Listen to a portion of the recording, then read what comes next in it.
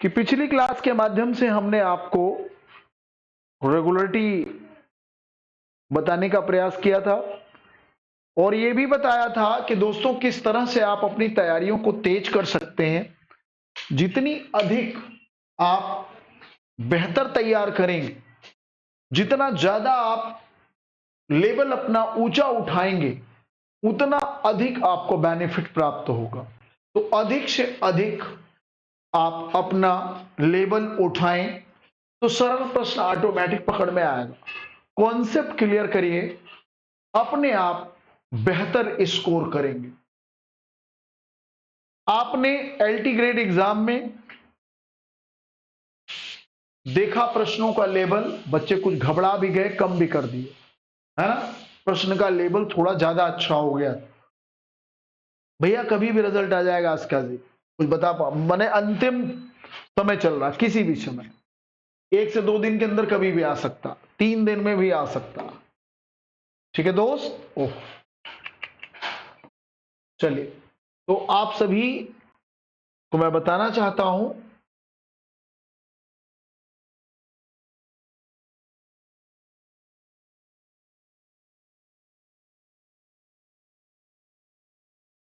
चलिए, तो जो प्रश्न आपने पिछली क्लास में किया था उसके आगे आज बढ़ना है। तो ध्यान से देखिए, जहां तक पहुंचे थे उसके आगे आज का प्रश्न है, शेरशाह के बारे में क्या असत्य है। शेरशाह ने उपज का 1/3 भाग कर के रूप में निर्धारित किया। शेरशाह के समय में किसानों को जरीबान और मुहासलान शुल्क चुकाना पड़ता था। भूमि की पैमाइश से शेरशाह ने 32 अंक वाले सिकंदरी गज एवं सन की डंडी का प्रयोग किया। सासाराम में एक सुदृढ़ किले का निर्माण कराया था। अब आपको इसमें बताना है कि क्या गलत है, शेरशाह के बारे में इसमें क्या गलत है।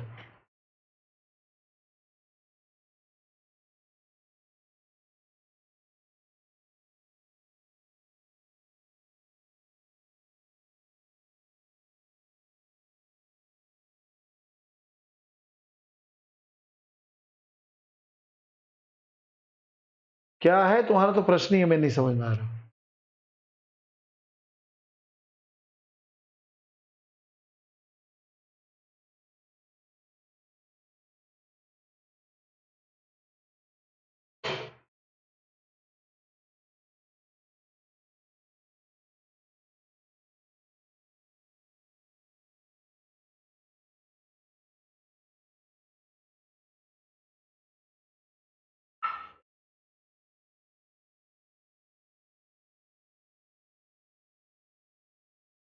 चलिए,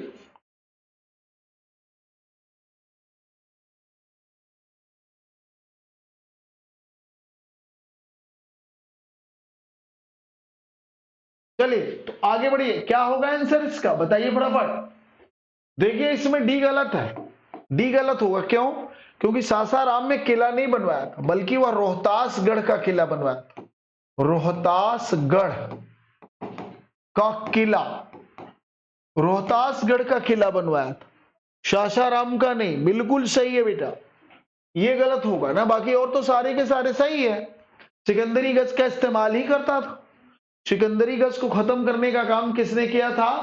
अकबर ने, गजे इलाही बना। आइए नेक्स्ट जरा प्रश्न देखिएगा बेटा,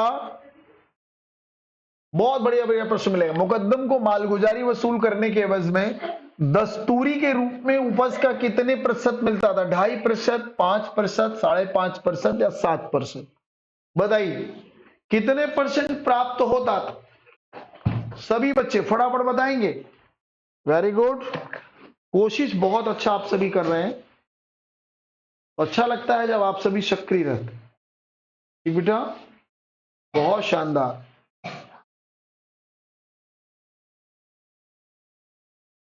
बताइए, बहुत बढ़िया, बिल्कुल सही, बिल्कुल। जितने भी लोगों ने 2.5 आंसर दिया है सभी का आंसर राइट, 2.5%, बहुत शानदार उत्तर। चलिए अगला, अगला जो प्रश्न है जरा देखिएगा, मैच द फॉलोइंग का है। सूची 1 को 2 से मिलान कर लेना है। तो अब इसमें कुछ टैक्स के प्रकार, जमा हासिल दस्तूर बही, आइए, जमीन की एक इकाई से निर्धारित राजस्व, जमीन की इकाई से निर्धारित अंतिम तथा स्थायी राजस्व, गांव के स्तर पर रखी जाने वाली राजस्व किताब और जमीन से प्राप्त वास्तविक राजस्व। हाँ, चलिए सही बताइए। अनुराधा जी स्वागत है, राजू जी सभी का स्वागत है। आंसर सभी को बताना होगा बेटा फटाफट। देखिए, जमा हासिल क्या हो, जो रियल में मिले, निर्धारित से कोई मतलब नहीं, निर्धारित कितना भी हो लेकिन जो रियल में हाथ में आए वो। बी पे 4। अच्छा, दो जगह जमा क्या है, जमीन की एक इकाई से निर्धारित राजस्व, ए पे 4। और दस्तूर क्या है, निर्धारित अंतिम और अस्थायी राजस्व। वही क्या है, गांव के स्तर पर रखी जाने वाली राजस्व किताब। मतलब डी पे 3, डी पे 3 सिर्फ एक जगह है, डी पे 3 सिर्फ एक जगह बी में है। क्यों भाई कृष्ण मोहन, कहां फंस रहे हो? हाँ बेटे, सिर्फ एक जगह है। बहुत शानदार। आइए नेक्स्ट। अकबर ने निम्नलिखित में से किस धातु का सिक्का चलवाया कूटों की सहायता से? सोना, चांदी, तांबा। 1 2 2 3, केवल एक या सभी? सभी प्रकार के सिक्के चलाए या सिर्फ इसमें से थोड़े? बताना है सभी बच्चों को। तो आपको पता ही होना चाहिए कि भाई अकबर के समय में सारे सिक्के चले, सोने का भी चला, संसद, चांदी, तांबा, ये सभी चलते थे, है ना? तो बड़ा कॉमन प्रश्न है। सोने का सबसे बड़ा सिक्का क्या कहलाता था अकबर के समय का? अकबर के समय के सोने का सिक्का सबसे बड़ा क्या कहलाता? संसद। चांदी का रुपया चलता ही था, तांबा, दाम, ये सब चलता ही। कौन सा सिक्का जहांगीर ने चलवाया? निशार, काला, सूबी या दरब? तो आपको पता ही है कि भैया जहांगीर का जो सिक्का था, ध्यान से देखिए, जहांगीर के सिक्के का क्या नाम? निशार। निशार नामक सिक्का जहांगीर ने चलाया था। और जहांगीर ऐसा शासक है जिसे सिक्के वगैरह में ज्यादा इंटरेस्ट नहीं था, फिर भी जरूरत पड़ी इसलिए चलाया। आइए बेटा नेक्स्ट। किस मुगल बादशाह ने चांदी के सिक्कों के मूल्य में वृद्धि की थी जिससे सूरत के व्यापारियों और सूबेदारों के मध्य विवाद उत्पन्न हो? चांदी के मूल्य में वृद्धि हो जाने से, चांदी के मूल्य में वृद्धि हो जाने से सूरत के व्यापारियों और सूबेदारों में विवाद पैदा हो गया। कौन है सर? अकबर, हुमायूं, शाहजहां, औरंगजेब? किसने, किसके बढ़ाने से विवाद उत्पन्न हुआ? सारे बच्चे बताएंगे।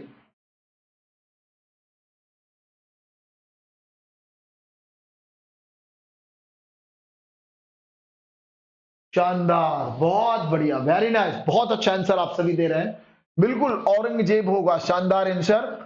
आगे देखिए बेटा, निम्नलिखित में से किसका निर्यात मुगल काल में पूरी तरीके से प्रतिबंधित कर दिया गया? सोने का, चांदी का, हीरा का या सभी का? कौन सी धातु मुगल काल में निर्यात नहीं की जा सकती थी, अर्थात किसकी कमी हो गई थी? अब अगर बेसिक नॉलेज होगा, यदि बेसिक नॉलेज होगा तो जरूर से जरूर आंसर दे दोगे। किस धातु की कमी हुई? चांदी की, है ना? किसकी कमी हुई थी बेटा? चांदी की कमी हुई थी। आइए, चांदी को रोक दिया गया। और आइए नेक्स्ट प्रश्न बेटा।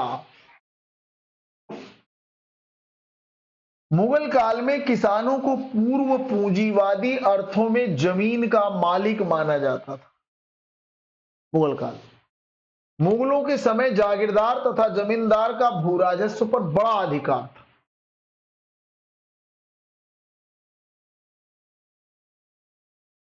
सभी बच्चे बताएंगे इसमें क्या सही होगा। सारे बच्चे, बहुत शानदार प्रश्न है, बहुत शानदार प्रश्न है, इसका भी आंसर आपको बताना चाहिए। देखिए ध्यान से, बिल्कुल सही है। मुगल काल में किसानों को पूर्व पूंजीवादी अर्थों में जमीन का मालिक माना जाता था। मुगलों के समय में जागीरदार और जमींदार का भू राजस्व पर अधिकार होता था। बिल्कुल, ये भी सही है, ये भी सही है, लेकिन इनका आपस में कोई रिलेशन नहीं है, अर्थात बी आंसर। ए आर दोनों सही और व्याख्या नहीं है। बहुत बढ़िया, जितने लोगों ने बी आंसर दिया सभी का सही, शानदार, गुड, बहुत बढ़िया, वेरी गुड। और आइए नेक्स्ट प्रश्न बेटा, अगला जरा देखिएगा प्रश्न, अगला प्रश्न ध्यान रखिए। चलिए नेक्स्ट प्रश्न जो है आपका, देखिए ध्यान से। तुर्कों द्वारा रेशम कर्म लाने के साथ साथ भारत में रेशम उद्योग को काफी बढ़ावा मिला। दिल्ली सुल्तानों के समय भारत फारस तथा अफगानिस्तान को कच्चा रेशम निर्यात करने लगा। तो ए आर दोनों सही व्याख्या है, ए आर दोनों सही व्याख्या नहीं है, ए गलत आर सही, ए सही आर गलत। बताइए क्या होगा रेशम के बारे में। अमिता मिश्रा जी स्वागत है, स्वागत है, स्वागत है भैया अमिता जी, बहुत बहुत स्वागत है आपका। ठीक है, करते रहिए, बताइए क्या होगा आंसर है। सभी सभी आंसर दें फटाफट।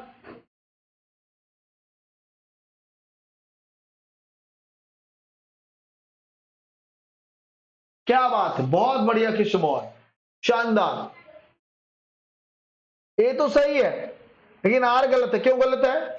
क्योंकि फारस और अफगानिस्तान को कच्चा रेशम निर्यात कहां करते थे, हैं?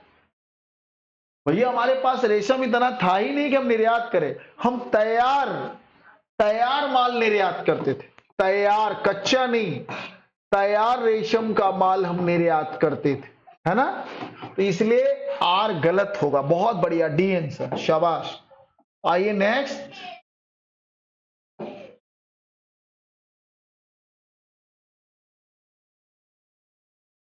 आइए निम्नलिखित में से कौन एक अधिकारी अलाउद्दीन खिलजी के बाजार संगठन से संबंधित नहीं है? दीवाने रियासत, शहनाई मंडी, बरीद आमिल। इसमें कौन अलाउद्दीन के बाजार संगठन का भाग नहीं था? कितने लोग बताएंगे? शाबाश, बहुत बढ़िया, शानदार, बिल्कुल सही है, आमिल। आमिल मालगुजारी वसूल करता था, यह टैक्स मालगुजारी कलेक्टर था, ये मालगुजारी कलेक्टर था, है ना। बहुत बढ़िया, डी आंसर होगा 100%। नेक्स्ट, दिल्ली के किस सुल्तान ने खाद्यान्न पर से जकात हटाया? बहुत बढ़िया प्रश्न है। अलाउद्दीन खिलजी, मोहम्मद बिन तुगलक, फिरोज शाह तुगलक, सिकंदर लोदी। कहते हैं खाद्यान्न पर से जकात हटा लेने से होता क्या है कि जो खाद्य वस्तुएं थी सस्ती होगी, तो सुल्तान की इसलिए बढ़ाई भी होती। कौन बता रहा है आंसर? खाद्यान्न पर से जकात हटाने का काम सिकंदर लोदी ने किया। किसने किया था बेटा? सिकंदर लोदी ने। फंस गए सारे बहादुर, कोई बात नहीं, कोई बात नहीं बच्चों, ये सामान्य सी बात है, प्रश्न का स्टैंडर्ड अच्छा, ठीक है। आइए नेक्स्ट जरा देखिएगा बेटा, अगला प्रश्न। निम्नलिखित में से कौन सा एक मुगल भारतीय फसलों से सरोकार रखने वाले शब्द जिनसे कामिल के सही अर्थ को घोषित करता? जिनसे कामिल का मतलब क्या? धान की फसल, नगद फसल, मोहटन फसल, या सूखे क्षेत्रों में उगाई गई फसल, है ना। कौन सी बताओ? जिनसे कामिल, है? जिनसे कामिल किस रूप में जानी जाती? बताइए सारे बच्चे, सभी जितने भी लोग हैं सभी बताएंगे। जिनसे कामिल क्या है? जिनसे कामिल नगद फसल है। जिन्स माने फसल, बहुत शानदार, बिल्कुल, बहुत बढ़िया, जिसने भी आंसर दिया, वेरी नाइस। चलिए नेक्स्ट, किस शासक ने मवेशी कर लगाया? रजिया सुल्तान, अलाउद्दीन, गयासुद्दीन, सिकंदर लोदी, इसमें किसने पशु कर लगाया? पशु कर, चरागाह कर, याद आ गया? अलाउद्दीन। गृह कर, है? पशु कर, चरागाह कर, गृह कर किसने लगाया? अलाउद्दीन ने। नेक्स्ट देखिए बेटा, अगला प्रश्न देखिए ध्यान से।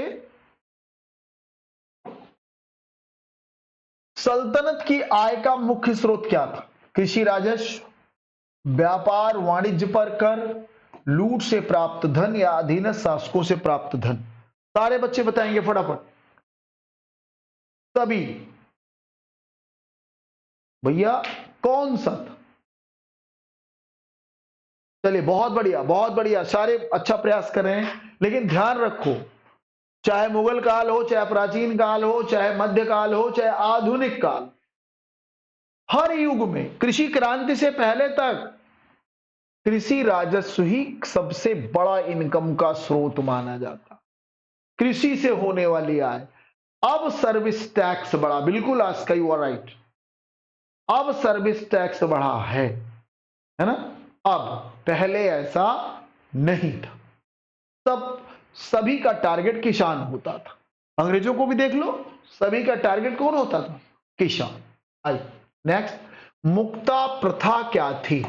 राज्य द्वारा अक्ताओं की जब्ती, भू राजस्व न देने की स्थिति में किसान को बेदखल कर भूमि पर कृषि करने का दायित्व किसी दूसरे को देना, भू राजस्व वृद्धि के लिए राज्य द्वारा कृषि भूमि के विस्तार का प्रयास करना, या उपरोक्त में से कोई नहीं। तो मुक्ता प्रणाली क्या है? कौन बता रहा मुक्ता प्रथा? ये तो बहुत बढ़िया प्रश्न है। कितने लोग बता रहे हैं इसे? शाबाश, देखना है मुझे। बहुत बढ़िया, शानदार। चलिए चलिए सभी बताइए जल्दी से। बहुत बढ़िया, शानदार। लेकिन बेटा सभी गलत हो, डी है, इनमें से कोई नहीं। अरे मुक्ता प्रणाली एकता ही तो है। एकता प्रथा का ही एक नाम मुक्ता प्रणाली है। और एकता प्रथा क्या थी? हाँ, वेतन के बदले सरदारों को प्राप्त भूमि का टुकड़ा। इसमें लिखा ही नहीं है। मैं जा रहा था, सभी फंस जाएंगे। एकता ही तो मुक्ता थी। अब देखिए नेक्स्ट बहुत बड़ा प्रश्न है लेकिन बहुत आसान। उश्र, खराज, खुम्स, जकात, जजिया। हाँ, चलिए बताइए। उश्र क्या होगा? तभी बताइए।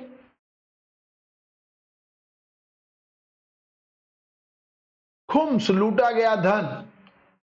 उश्र मुसलमानों से लिया जाने वाला भूमि कर।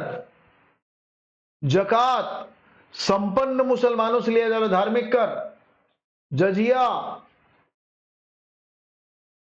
गैर मुसलमानों से लिया जाने वाला जिम्मी कर। और खराज गैर मुसलमानों से वसूला जाने वाला भूमि कर। तो ए पे 3 नहीं, उश्र। ए पे 4, बी पे 5, ठीक, सी पे 1। ये रहा ए। देखता हूं ये कितने लोगों ने किया। बहुत बढ़िया, कृष्ण मोहन कहां फंस गए बालक? ए आंसर होगा। राजू सिंह ने सही दिया, कृष्ण मोहन अब सही दिया बाद में दोबारा। बहुत बढ़िया, शानदार। देखो बहुत सरल प्रश्न था लेकिन अब पूरा डिफाइन ही हो गया। इसमें तो पूरा डिफाइन ही हो गया। आइए, सल्तनत काल में लगान निर्धारित की मिश्रित प्रणाली क्या कहलाती थी? माने नगद भी ले लो और कुछ अनाज भी ले लो। मशाहत, मुक्ताई, कानकूत या इनमें से कोई नहीं है? पढ़ा था, रिवीजन किया था? कितने लोगों ने रिवीजन किया था?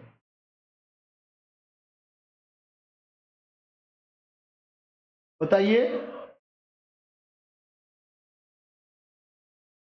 बोलो भाई।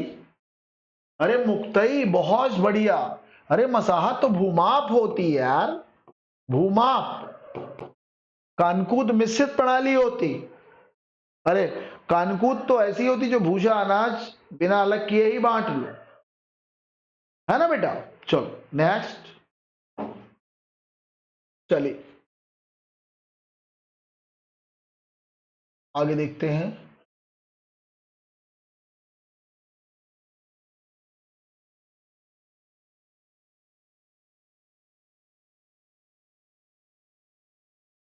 चलिए नेक्स्ट, फिरोज तुगलक ने 24 करों को हटाकर, 24 करों क्या कहता है, आवबाप कर, आवबाव कर, जो गैर इस्लामिक था, सिर्फ 4 कर लगाए। कौन कौन से?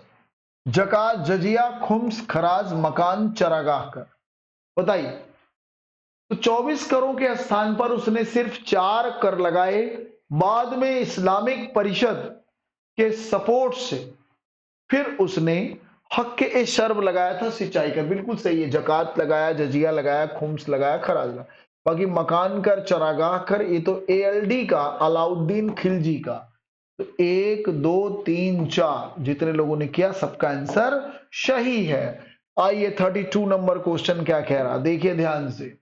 शेर शाह के राजस्व सुधार के लिए क्या सही है? जमीन के नाप के आधार पर भू राजस्व को आकलन, नाप की नई इकाई इलाही गज प्रारंभ करना, उपज के आधार पर जमीन का अच्छा, बुरा और मध्यम में वर्गीकरण। बताइए क्या होगा? केवल 2 या 2 3 या 1 3 या 1 2 3? बताइए सारे बच्चे बताएं जल्दी जल्दी। शाबाश, देखता हूं कितने लोग इसको बता पा रहे हैं। वेरी गुड, बहुत शानदार प्रयास है आप सभी का, बहुत बढ़िया बहुत बढ़िया, बिल्कुल सही है। हा? सिर्फ और सिर्फ 1 और 3 बिल्कुल सही, क्योंकि इलाही गज अकबर का, इलाही गज किसका है? अकबर का, अकबर का इलाही गज है। तो 1 और 3 सही है। ठीक, बहुत शानदार, बहुत बढ़िया आंसर दिया आप लोगों ने। सल्तनत काल में दीवाने अमीर कोही विभाग की स्थापना फिरोज तुगलक ने की थी। दीवाने अमीर कोही विभाग का कार्य भूमि को कृषि योग्य बनाना था। ए आर सही और व्याख्या है, ए आर सही है व्याख्या नहीं है, ए सही आर गलत, ए गलत आर सही। बताओ कितने लोग बता रहे हो? क्या बात है भाई।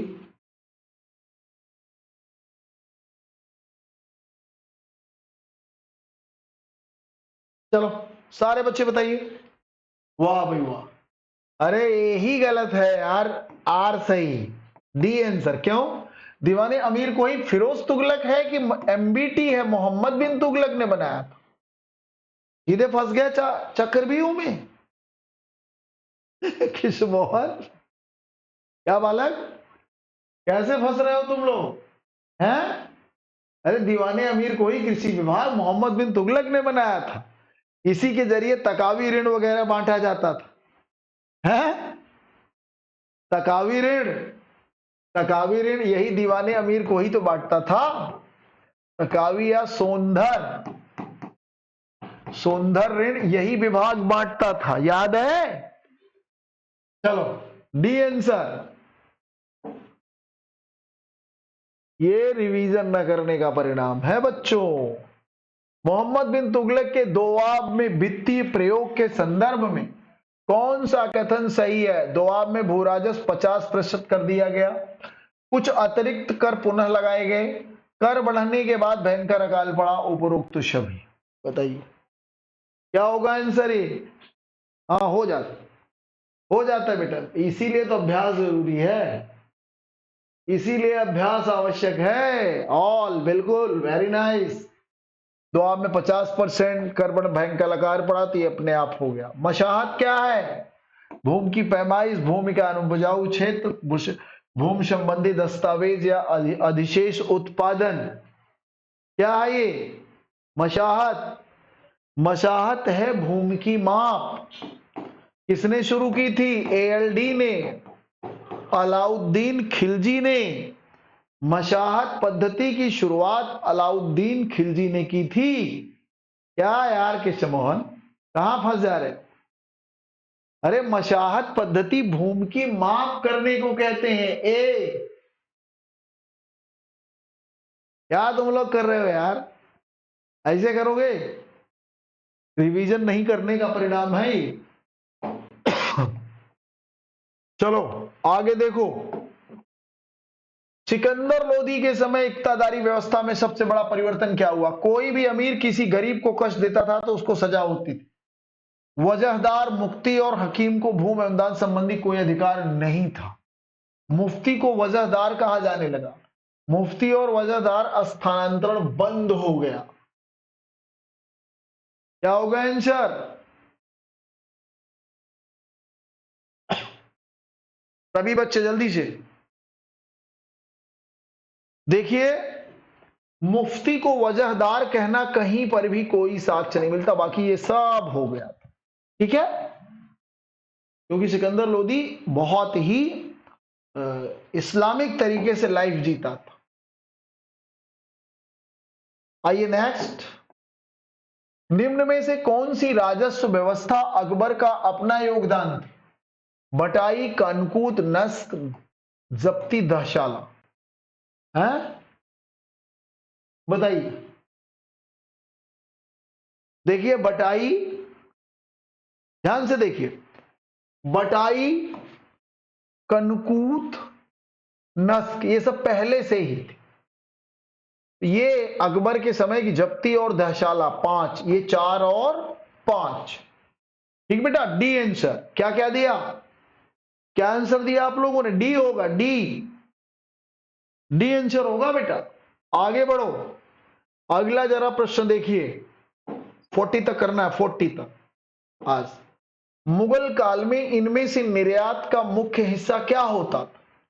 सूती कपड़े, नील और तूतिया, सोना चांदी, घोड़े, कच्चा रेशम तथा चीनी, अफीम, गोल मिर्च, धातु तथा सुगंधित द्रव्य। अब देख क्या निर्यात होता था?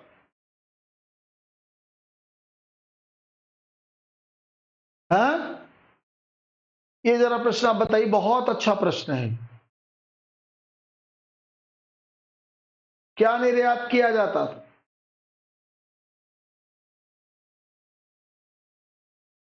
देखिए ध्यान से,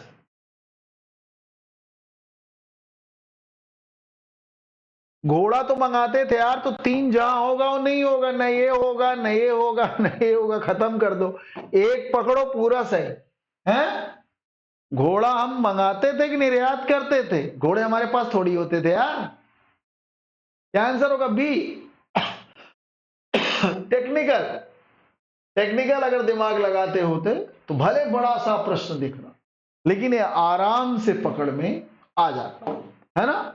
घोड़ा हम निर्यात नहीं बल्कि हम मंगाने का काम विदेशों से हमेशा करते थे। आज 2 प्रश्न और होगा, 40 तक हम कराएंगे बेटा। चलिए, मंसरूत मनसब क्या होता है? किसी शर्त विशेष के प्रतिरूप दिया जाने वाला मनसब, राज परिवार के सदस्यों को दिया जाने वाला मनसब, तुर्कों को दिया जाने वाला मनसब, या उपरोक्त सभी। मशरूत मनसब, मशरूत, ये मशरूत है, औरंगजेब ने शुरू किया था। क्या आंसर होगा? औरंगजेब ने शुरू किया था मशरूत। नहीं याद आ रहा? विशेष जगह पर जब अभियान पे जाते थे तो विशेष शर्त, भैया आप वहां अभियान पे जाओगे इसलिए आपको एक्स्ट्रा मनसब दिया जा रहा है कि आप अपना वह लक्ष्य कंप्लीटली पूरा करके आए। और आई मनसबदारी व्यवस्था किसके शासनकाल के उपरांत अव्यवस्था उत्पन्न हो गई? माने किसके समय में अव्यवस्था उत्पन्न हो गई? जहांगीर, औरंगजेब, शाहजहां, बहादुर शाह। बताओ। देखिए जो मनसबदारी व्यवस्था है यह औरंगजेब के समय में तो विनाशकारी हो गई, और अव्यवस्था उत्पन्न होने का कार्य शाहजहां के समय में हुआ। इसके समय में तो विनाशकारी हो गई, पतन। इसके समय मनसबदारी, वही मनसबदारी जो मुगलों को बढ़ाई थी, वही औरंगजेब के समय में पतन का कारण बन गई, क्योंकि वहीं से सभी जागीरदार मनसबदार बनने का प्रयास करते थे, और जिन्हें नहीं मिलता था मनसबदारी वो सभी नाराज होकर विद्रोह करते। ये होगा। ठीक है बेटा, तो आज आप सभी ने 40 क्वेश्चन निपटा लिया है। और फिर अब इसका नेक्स्ट क्लास में लेंगे। तो प्रश्न कैसे, एक बार कमेंट जरूर करिए सभी के सभी बच्चे, सभी सारे बच्चे एक बार कमेंट करेंगे। और सही लग रहा ऐसे ही कराते रहें टॉपिक वाइज, खास खास टॉपिक। बाकी आप अपना रिवीजन करिए पिछले रेगुलर 2 पार्ट में पढ़ाई शुरू करिए। एक पार्ट में आप पिछला रिवीजन करिए, पीडीएफ रिवीजन करिए, और इसके बाद आप रिवीजन करते हुए आगे बढ़िए, और फिर शाम को कुछ न कुछ बेहतर नया करिए। तो कैसे हैं प्रश्न, बोलो। चलो राजू, खोजना 41 वाले का आज आंसर नहीं बताऊंगा, नहीं। अभी तुम लोग करना कि अकबर से दासों को क्या कहा जाता, कल ना, नहीं बताऊंगा। तुम खुद खोजोगे, कल एक दिन हम इसको पढ़ा रहे हैं।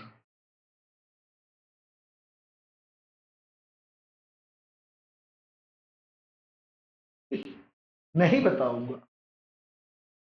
ये देखो, कृष्णमोहन ने पकड़ लिया, राजू गलत कर दिया तुमने। अहदी क्या होते, ये घुड़सवार थे यार। कृष्णमोहन पकड़ लिया, वास्तव में धेला होगा, अधेला या धेला, ले बता दिया। परेशान थे, अधेला या धेला, अधेला भी कहीं की कहते हैं, है ना। बिल्कुल सही है आंसर, बिल्कुल सही है। अरे हमको लगा कि परेशान रहो, अभी तो होगी। अभी जब तक मूल्यांकन में ड्यूटी है अमिता मिश्रा जी, तब तक अभी होगी, इसी समय होगी। मूल्यांकन में ड्यूटी अभी चल रही है 1-2 दिन और, है ना, 2-3 दिन अभी और चलेगी। हो सकता 27-28 तक हम लोग मूल्यांकन कार्य से मुक्त हो जाएं, तो फिर आ जाएंगे, फिर 5:15 बजे, ठीक है, फिर 5:15 बजे आ जाएंगे।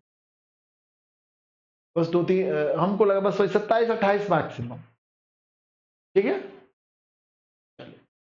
तो बहुत बहुत धन्यवाद आप सभी को, थैंक यू वेरी मच। पढ़ते रहिए रेगुलरिटी के साथ और बेहतर करते रहिए, चाहे जीडीसी हो, चाहे जीआईसी प्रवक्ता हो, या आपका टीजीटी पीजीटी हो, किसी भी तैयारी करना हो तो कायदे से करिए।